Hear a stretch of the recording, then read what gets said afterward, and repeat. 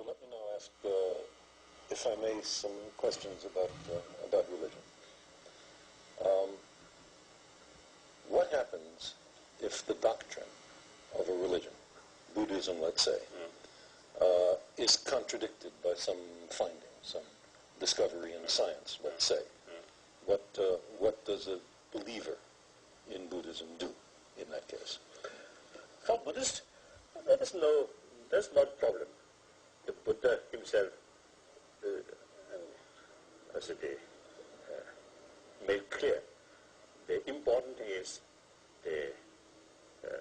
your own investigation and should know the reality. No matter, you see, what the scripture says.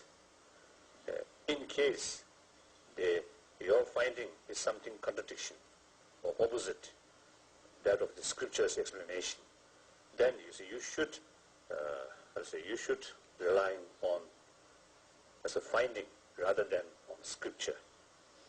So that's very much like like science. That's right. So I think the basic Buddhist concept, you see, the whole thing. I think at the beginning it is worthwhile, or it is better remain skeptical. Then carry, you see, experiment through external means as well as internal means. Then through investigation, if things become clear and convincing, then the time has come to accept or to believe. If through science, if you see proof that after death, you see, no more continuity of, let's say, human mind or continuity of life. If proof, then theoretically speaking, Buddhists have to accept. So what would that do to the doctrine of reincarnation? But I do not think, you see, regarding the existence of continuity of mind, or I think more, or life. After death. You see, the concept about death, I think more reason. Although, you see, acceptance, that kind of theory, may not solve all your questions, or may not give you the complete satisfaction. But still, that theory is better than the theory of non-existence.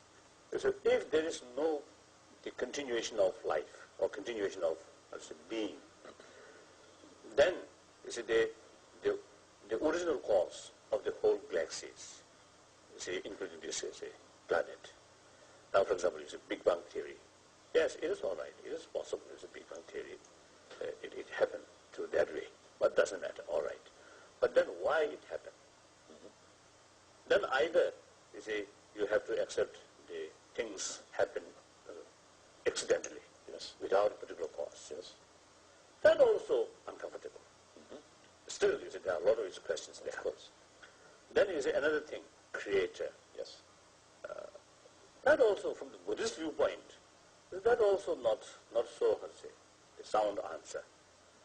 If you say creator, why is it creator creates these things? Yes. So that kind of more questions still there. So, do you believe in God? God, in the sense, is some kind of, ultimate reality. Then yes, we accept. But God, in the sense, as an almighty or creator, then Buddhists do not accept. So there's no conceivable finding of science which would make you say that Buddhist doctrine is wrong or that you're no longer a Buddhist? I think the scientific finding through careful experiment, that Buddhists at once have to accept.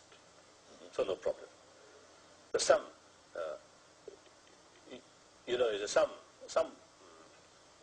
let's say, some scientists, they believe that, or there's some, some scientific-minded Buddhist, I think I should say like that way, they consider Buddhism is not a religion, but rather is a science of mind. Or sometimes they call inner science. Buddhism is something like inner science.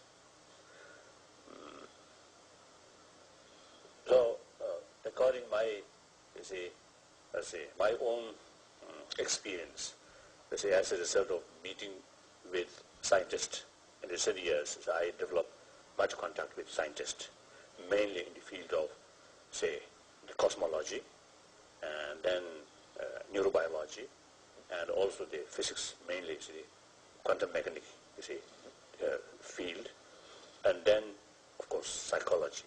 In this field, there are many, common parallels. So,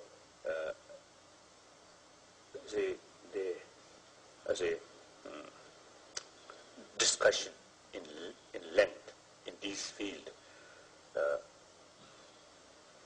As a Buddhist, I got much benefit to learn from their finding, and very helpful to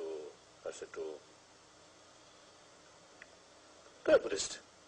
At the same time,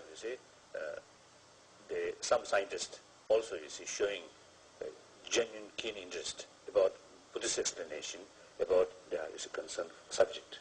Yes.